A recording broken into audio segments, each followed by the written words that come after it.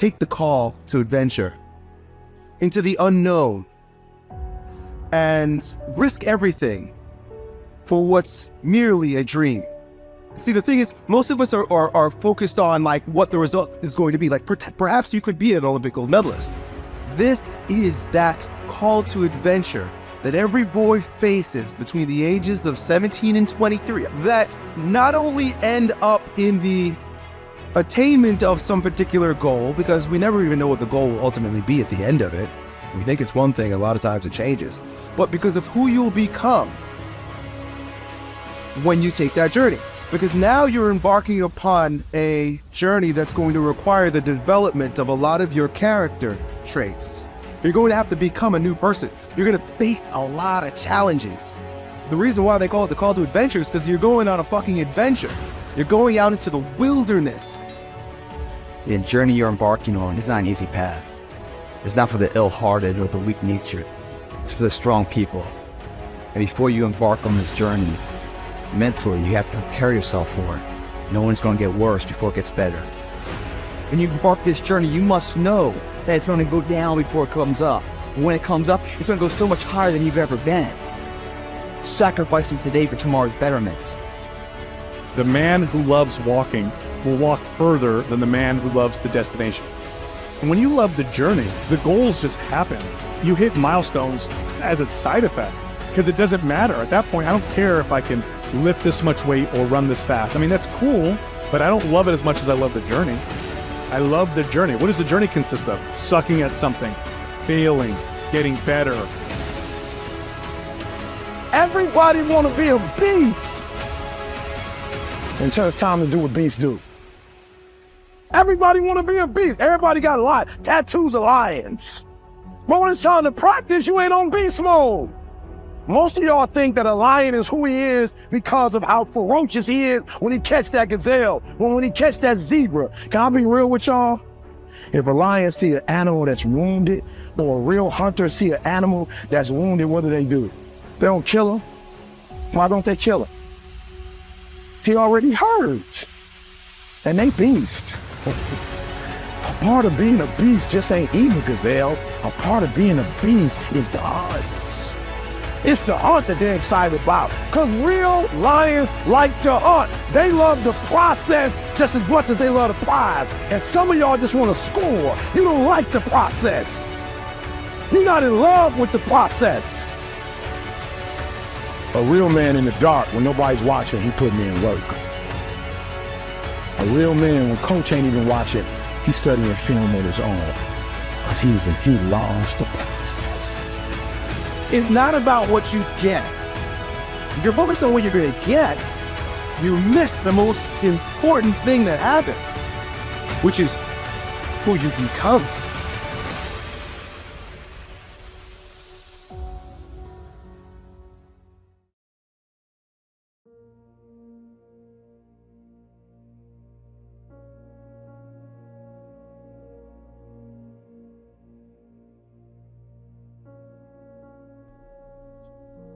Sometimes horrible things happen to good people. Life isn't fair, and it can be heart-wrenching.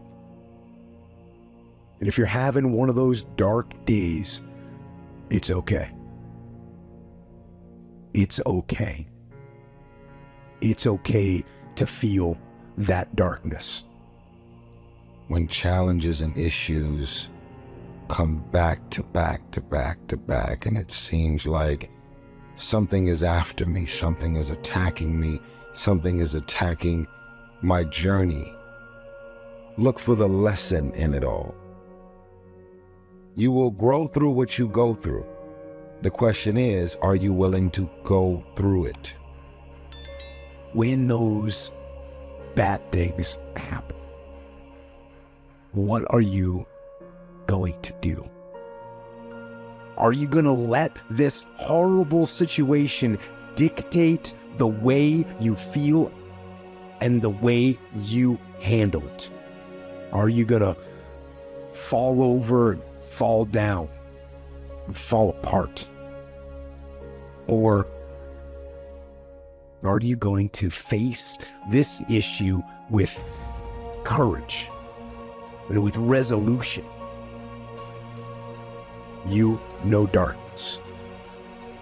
So embrace that darkness. Don't look away from it. Own it. Step up to the challenge, no matter what you face. Start walking. Take that step. Every day, no matter what you are facing, get up and start walking. And never surrender. And remember that even in the most wretched times, when you face darkness yourself, no matter how bad things get, remember not to stop. Remember not to pause. Remember not to hesitate. Remember to put one foot in front of the other. Take that first step and start walking. And we will fight. And in fighting, we will win. And if not the battle, and if not the war, we will win because our spirit, it will never surrender. And that is the ultimate victory, to hold your head high, and even in the face of inescapable defeat, to stand and to fight. That is to win.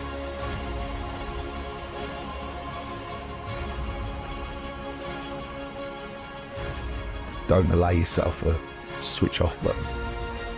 I know there's always an answer. No matter how dark that place may be, there's always a way out. Just gotta keep going. Hold on to that fundamental quality of faith. Have faith that on the other side of your pain is something good.